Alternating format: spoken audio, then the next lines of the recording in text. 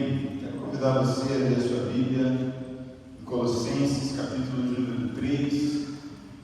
Esses dois grandes versículos, versículo 23 e versículo 24. Enquanto nós vamos nos achegando a esse texto, preciso nos colocar diante dele. Paulo está se dirigindo a uma igreja que precisa de orientação. E por isso, em Colossenses 3, Paulo faz uma orientação à vida em santidade.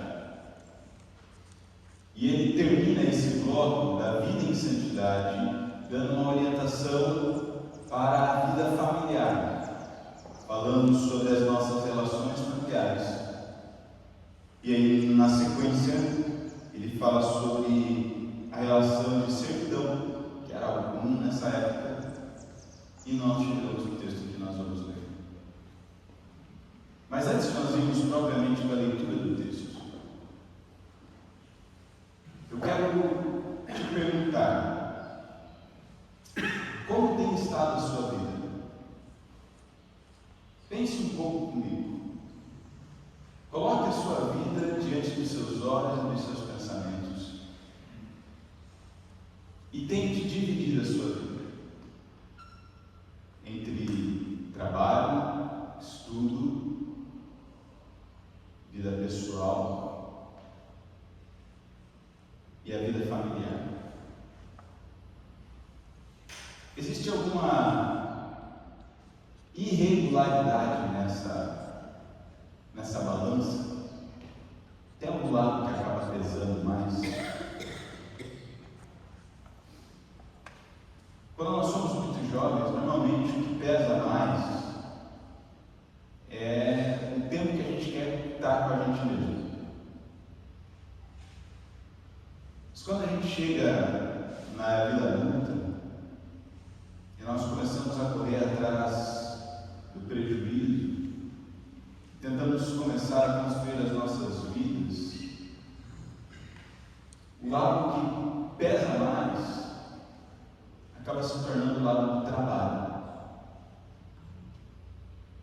E nós passamos muito tempo trabalhando para dar para as nossas famílias as oportunidades que nós não tivemos,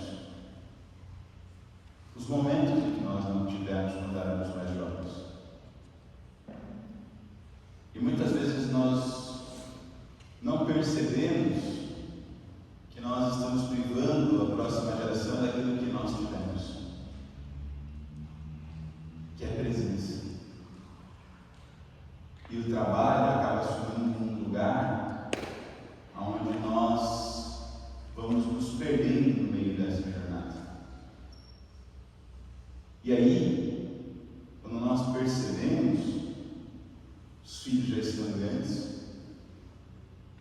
a vida passou diante dos nossos olhos, e a gente chega na hora de se aposentar, a gente descobre que aquele trabalho para que a gente dedicou tantos anos das nossas vidas, ele continua lá.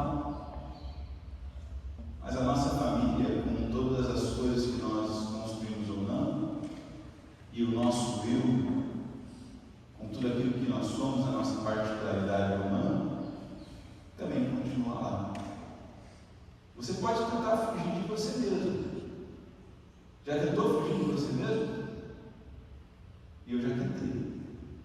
Peguei o carro, fui para bem longe da minha casa. Eu cheguei no outro ponto que eu estava para ir, e lá estava eu. Não consegui fugir de mim mesmo, porque a minha própria mente, o próprio ser está lá. Só que nós, muitas vezes, abrimos mão de nós mesmos por causa do trabalho. Abrimos mão do nosso tempo devocional, abrimos mão do nosso lazer, abrimos mão dos nossos hobbies, e nós vamos sendo suprimidos no meio da nossa vida profissional, familiar e pessoal. E quando a gente percebe, a gente já não consegue mais se achar de novo. A gente já não sabe mais quem sou eu. E nós começamos a nos definir pelos nossos títulos ou pela nossa profissão. sou só isso, ou eu não sou isso. E isso acontece porque nós bebemos de uma fonte que não é bíblica. Isso acontece porque nós bebemos da fonte grega que vai dividir o ser humano. Não à toa nós aprendemos que o ser humano é corpo, alma e espírito. Mas isso não é bíblico. A Bíblia, quando descreve o ser humano, ele não descreve o ser humano em pedaços. Você não é um ser humano fragmentado. Você é um ser humano inteiro, integral. Um ser humano dos pés da cabeça, feito e criado pelas mãos de Deus, para os propósitos do Senhor. Deus soprou em suas narinas o sopro da vida, e um dia Ele te chamará para a vida eterna, seja através do cessar da sua vida aqui na terra, ou da volta de Jesus Cristo. Não importa qual desses momentos, a nossa vida cessará, e nós continuaremos vivendo eternamente, através desse sopro da vida que Deus nos deu. Ou seja, nós continuaremos sendo quem nós somos, e vivendo na nossa individualidade. E nós nos perdemos nisso, porque nós aprendemos a nos dividir. E quando nós nos dividimos, nós começamos a usar máscaras. E quando nós usamos máscaras, nós não sabemos mais quem nós somos. Vocês conhecem aquela pessoa que ela se dá muito bem, ela é muito boa com todo mundo do trabalho, mas extremamente mal-humorada em casa? Conhece alguém assim? Se tu não conhece, cuidado, pode ser você. Conhece alguém que é do contrário? No trabalho é ranzinza, ninguém aguenta. Aquela pessoa que quando os outros vão chegando, elas vão dando a volta para não ter que dar nem oi.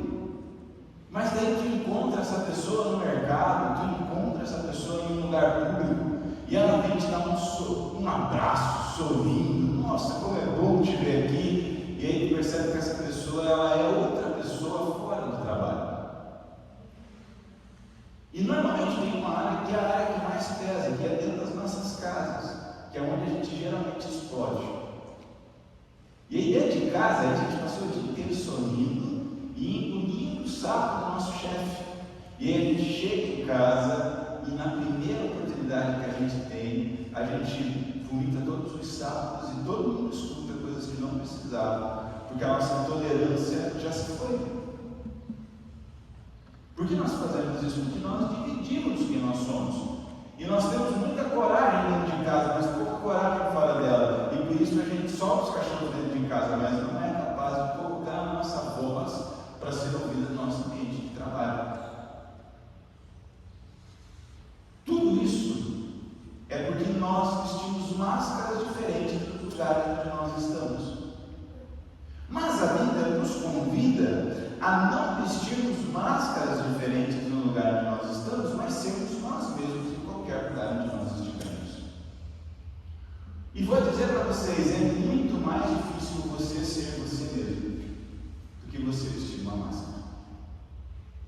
Porque quando a gente veste uma máscara, as pessoas gostam da gente. Quando eu sou queridinho, quando eu estou sempre sorrindo, as pessoas se alegram conosco.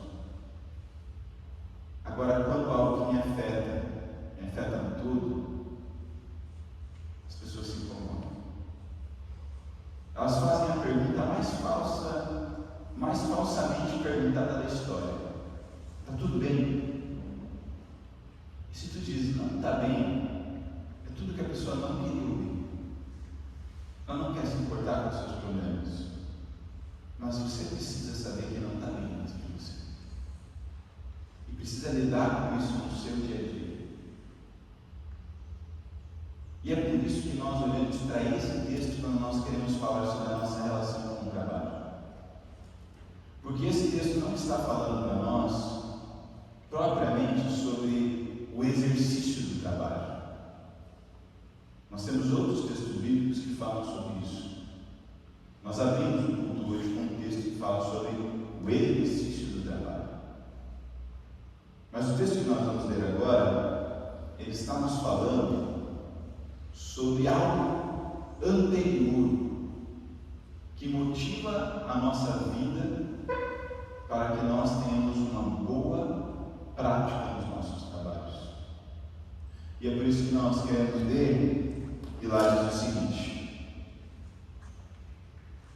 tudo o que fizerem, façam de todo o coração, como para o Senhor, não para os homens, sabendo que receberão do Senhor a recompensa da herança, pois é Cristo o Senhor a quem vocês servem.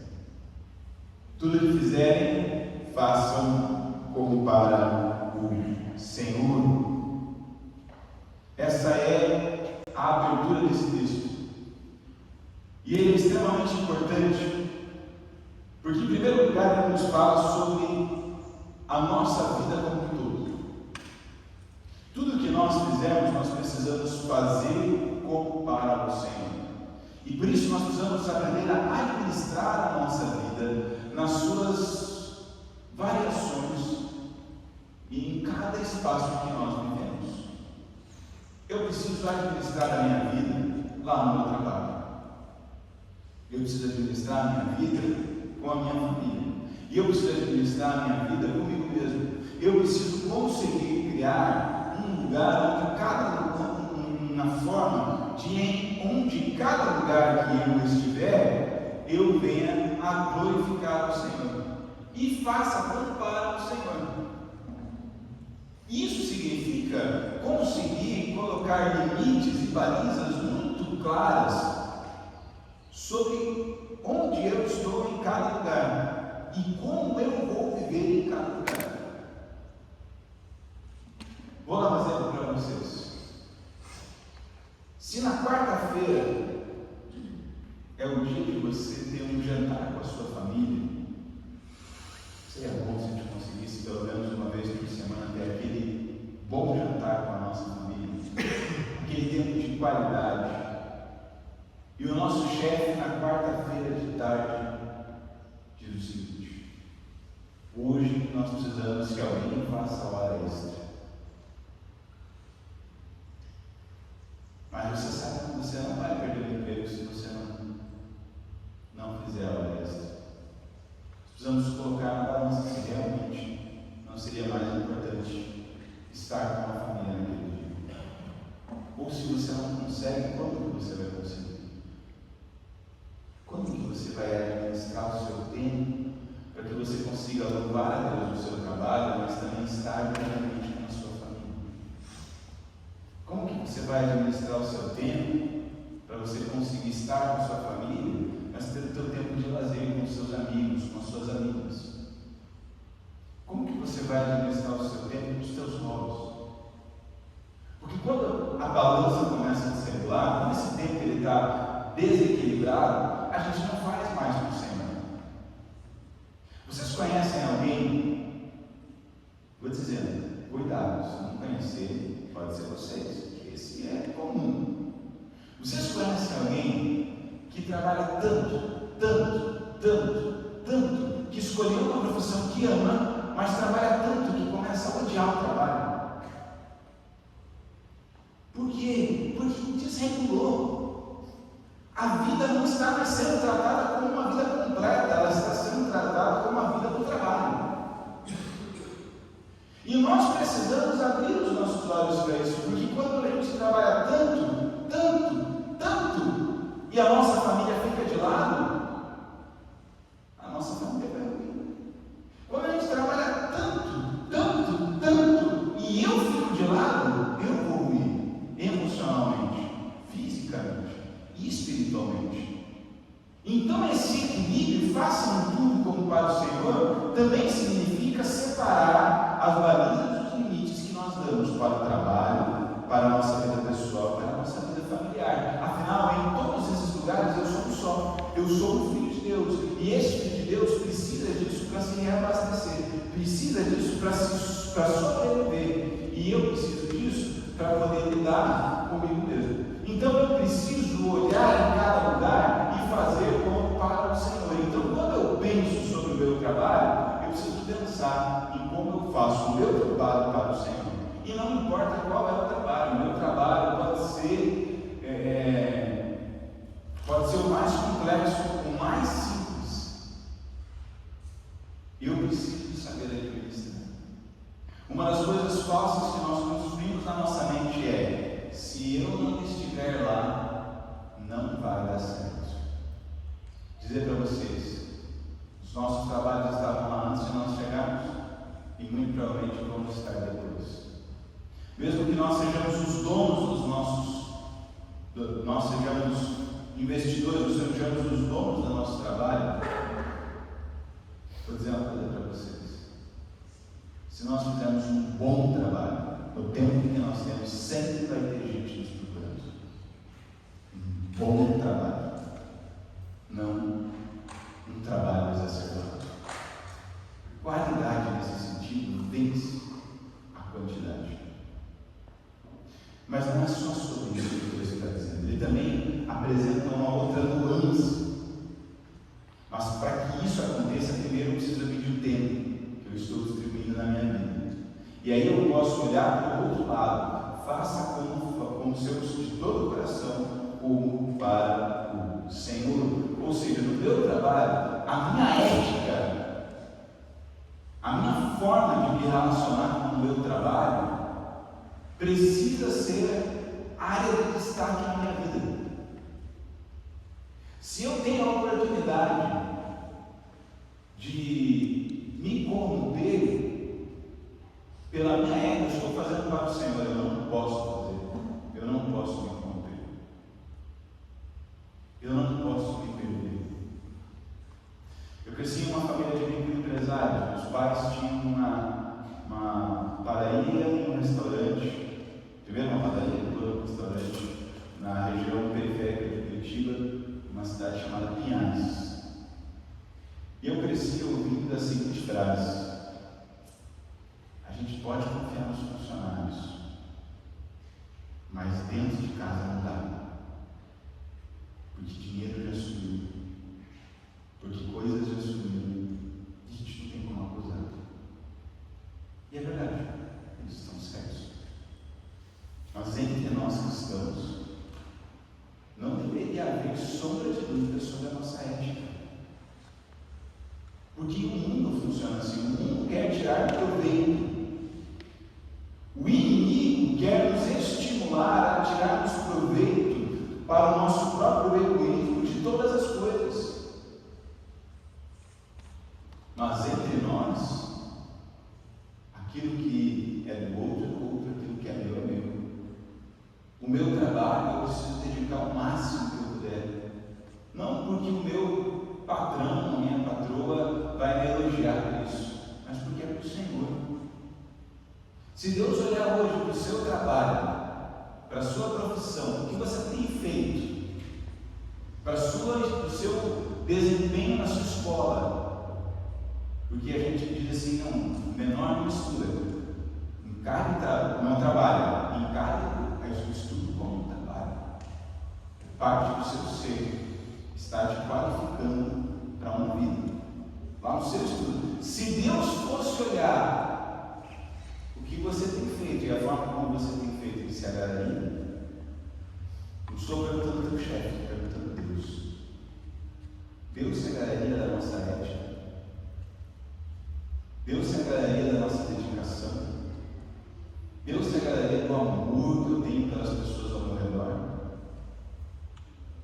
Ou Deus olharia para a gente com um ar de reprovação? Como você imagina isso? Na sua vida, no seu trabalho, na sua profissão. Faça tudo como para o Senhor. Então, se o seu chefe te cobra uma coisa e você sabe fazer um pouco mais, faz um pouco mais, está tudo bem, com alegria. Porque é para Deus, sabendo dosar a sua vida, obviamente, não se perder das outras partes, mas dedica, faz bem feito. Se todos os seus colegas estão insatisfeitos, se a promoção que você queria não veio, se o aumento, se você não se sente valorizado pelo dinheiro, louve a Deus pelo seu trabalho. Porque é para o Senhor que nós fazemos. Nós fazemos para o Senhor todas as coisas. E nós fazemos para Deus porque nós sabemos que se esse trabalho tem um salário, se o trabalho físico tem um salário, fazer para Deus tem uma recompensa garantida também. Porque todo aquele que faz para Deus é porque conhece o Senhor. E todo aquele que crê no Senhor será salvo e não será envergonhado. Então eu faço para Deus sabendo que nós receberemos a recompensa da herança. E a recompensa da herança não é uma recompensa física, mas uma recompensa espiritual. É muito melhor ser uma pessoa pobre fisicamente nessa terra e ir morar no céu, aonde as ruas serão feitas de ouro. Gente, o ouro vai ser uma coisa tão comum que vai servir para pavimentar a rua, aonde eu estarei eternamente na glória do Senhor, do que ser extremamente rico nessa terra, deixar o dinheiro para gerar briga na família depois, e ainda ir para o inferno, do que vale ganhar o mundo inteiro e perder a sua alma, diz a palavra de Deus. Então nós precisamos entender que a nossa ética, ela não é baseada no mérito da nossa profissão, ou no mérito do nosso chefe, ou no mérito do meu bem-estar, mas é baseada no mérito do Senhor que me convida a fazer o melhor para Ele lá. E é esta ética que nós precisamos suprir. Eu vou dizer uma coisa para vocês: um profissional que faz qualquer profissão, minha profissão é catar matinho, essa profissão, se você fizer para o Senhor, não vai faltar pessoas querendo o teu trabalho. O meu trabalho é ser CEO da maior empresa do Brasil. Se você fizer para o Senhor, não vai faltar lugar para você. Sabe por quê? Porque a ética do reino é o que mais falta hoje para as pessoas. Confiar em alguém não tem preço. Confiar que alguém vai cumprir o seu papel como médico da maneira correta, vai administrar bem os seus dons, os seus talentos, os seus tesouros, vai fazer com alegria. Gente, não tem preço. Tinha um amigo, ele comprava roupas na loja mais cara da cidade. E ele nem tinha tanto dinheiro assim, mas ele comprava roupas na loja mais cara da cidade. Um dia a gente achou uma loja que vendia as mesmas roupas. Sabe, aquela história. Para cá tem bastante produção, em Santa Catarina tem bastante produção de roupa. Então, naquela história, na hora de costurar alguma coisa, deu um risco para o lado, então eles tiram e vendem pela metade do preço. Não foi bonito para isso que você agora. Mas a gente foi numa loja dessa, era a mesma roupa, não tinha um defeitinho na roupa. E aí ele olhou, ele foi na loja, ele comprou naquele dia, voltou para casa e falou: cara, muito bom o preço mesmo, maravilhoso o preço. E aí ele precisou comprar roupa de novo, e ele foi de novo na loja mais cara. Aí a gente voltou indignado, nosso grupo de amigos: cara, por que tu foi na loja mais cara? Se tu nem tem tanto dinheiro, e tu está indo, tu sabe que tem uma loja ali do lado que está te atendendo, que pode te dar o mesmo produto. E a resposta dele foi a seguinte: porque quando eu cheguei na outra loja, na loja mais cara, eu fui recebido com um sorriso, eu fui atendido com amor, eu posso estar levando uma meia ou metade da loja, as pessoas me atendem bem, eu me sinto bem. Alguém faz para o Senhor e faz os outros se sentirem bem, porque é do Senhor e não pela exploração também. No outro lugar a pessoa diz: ah, aí, quer comprar, compra, não quer comprar, não compra. Agora, se naquela loja que vendia pelo preço justo tivesse um bom atendimento, teria ainda mais pessoas lá dentro. O que eu estou dizendo com isso? O que eu estou querendo linkar com isso? É dizer assim: quando a gente faz com alegria para Deus, não é o preço que vai medir se as pessoas vão voltar ou não. Então Deus nos convida a fazermos tudo para Ele. Embora nós não façamos pelo preço,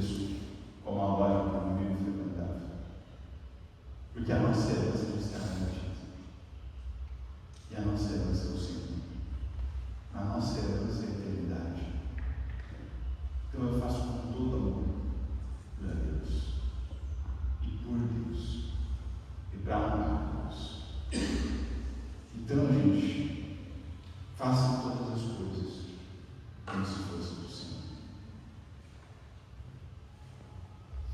Deixa eu te perguntar, como é que tem estado na jornada da sua vida a distribuição do teu tempo? Como é que tem estado na jornada da sua vida a qualidade que você tem oferecido, seja no trabalho, seja em casa, seja para você mesmo? Como você tem se relacionado consigo próprio? Como Deus tem estado presente na sua vida? Colocar Deus só no domingo não vai resolver os nossos problemas. Deus quer estar conosco na segunda, na terça, na quarta, na quinta, na sexta, no sábado. Nós sempre dizemos que o culto começa agora, porque é lá fora onde a gente pode viver o Evangelho. Aqui a gente volta para receber um pouco mais, para ter mais ânimo e mais gás para voltar para o resto da semana.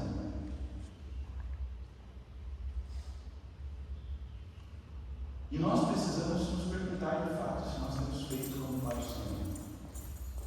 E como tem estado a balança da nossa vida. Sabe, gente, isso é algo desafiador. Quais são as suas reais prioridades? E há dois tipos de prioridades. Existem aquelas que nós achamos que são as nossas prioridades, e são aquelas que realmente são as nossas prioridades. Vou dar um exemplo. Digamos que uma pessoa, ela decidiu que ela quer emagrecer. Isso é algo muito comum, a gente de repente nós decidimos, vou emagrecer. Então ela veio aqui na festa da comunidade. Quando a gente olhou para o pratinho dela, nós começamos a cantar: para os montes olharei, de tão grande que é o prato, parece o meu. Essa pessoa realmente quer emagrecer. Na mente dela isso é uma prioridade, na prática não. Na prática, e aí não tem problema a gente assumir isso, mas precisa ser assumido. Na prática, o prazer de comer está ligado ao prazer, é mais importante do que a dedicação necessária para emagrecer. Conosco, na nossa vida também é assim. Se nós perguntarmos para 90% das pessoas, qual é a tua prioridade? As pessoas vão dizer: Deus. Quanto tempo tu passa com Ele? Todo tempo Ele está comigo. Não, mas quanto tempo tu passa dedicado a Ele? Quando eu estou no trabalho, eu falo com Ele. Você percebe que a gente começa a dar desculpas, porque a nossa prática não demonstra a nossa prioridade. Então eu quero convidar você agora para fechar os seus olhos. E eu quero que você pense um pouco sobre a tua tática, não sobre o que você gostaria, sobre o que você tem feito. Quais têm sido as suas prioridades? Estar com Deus, estar com a sua família, estar sozinho, estar no seu trabalho.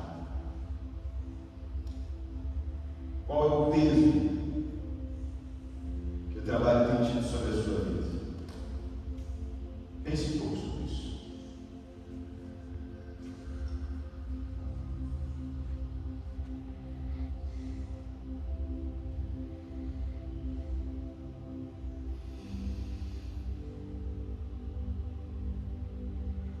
Se você consegue reconhecer que há um desequilíbrio entre as coisas que você gostaria de ser e de viver e aquilo que você está vivendo, quero te convidar com um ato de fé. Coloque sua mão sobre o seu coração.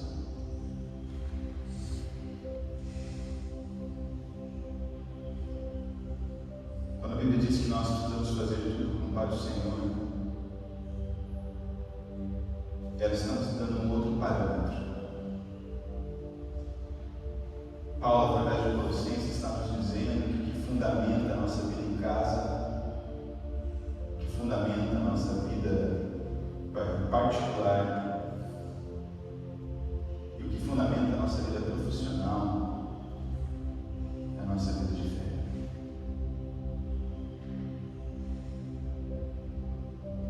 Tudo isso acaba se confundindo no meio da jornada.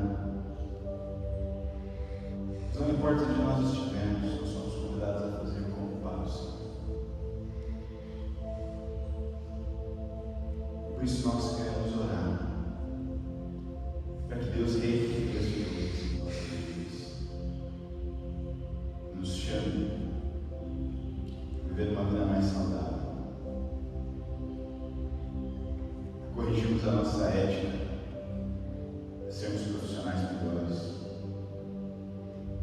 pessoas melhores, porque somos integrais em Jesus.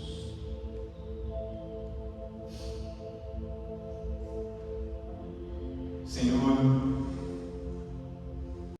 em nome de Jesus, nos achegamos diante da Tua presença nessa manhã, reconhecendo, Senhor, nossas limitações, nossas falhas, nosso desequilíbrio. Senhor, te pedimos perdão, porque nossas prioridades físicas, nossas prioridades reais, não refletem as nossas prioridades dos sonhos, nossas prioridades ideais. Perdão, Senhor, porque muitas vezes nós suprimimos a nossa caminhada contigo, ao invés de sermos fortalecidos por Ti, para sermos profissionais melhores, pais e mães melhores, filhos melhores, pessoas melhores. Pedimos, Senhor, nos ajuda a redistribuir as nossas vidas, para que possamos viver integralmente, para que encontremos felicidade em casa, no trabalho, quando nós estivermos sozinhos, para que nós não nos percamos no meio das nuances da vida, Senhor, e quando as tentações vierem, os desafios vierem, nós saibamos em quem nós cremos e como nós estamos amparados na rocha firme que é Cristo. Porque, Senhor, desafios virão que tentarão desregular as nossas vidas. Talvez, Senhor, desafios tenham vindo que tenham tornado as nossas vidas desreguladas. Mas nós queremos te clamar, ó Deus, nos ensina a ter a excelência de quem faz para ti. Senhor, excelência na igreja, excelência no trabalho, excelência em casa, excelência nos nossos hobbies. Não, Senhor, para que os outros nos elogiem, não, Senhor, para que nós nos sintamos bem conosco mesmo, mas para que o Teu nome seja glorificado através das nossas vidas. Queremos fazer para Ti, Senhor, porque somos em Ti tudo que somos. Queremos fazer para Ti, Senhor, para Te agradecer por quem Tu és em nós. Queremos Te servir no nosso trabalho, Deus, porque o Senhor nos redime de todas as coisas. A nossa esperança não está nas recompensas terrenas. Nós reforça nos nossos corações a esperança, Deus, pela eternidade, o anseio pela eternidade. Renova em nós, Senhor, a certeza de que céus e terras passarão, mas a Tua palavra jamais. E nós um dia estaremos unidos contigo, num lugar onde até o chão é feito de ouro, de tão banal que é aquilo que é riqueza humana. A nossa alegria se completará na Tua presença.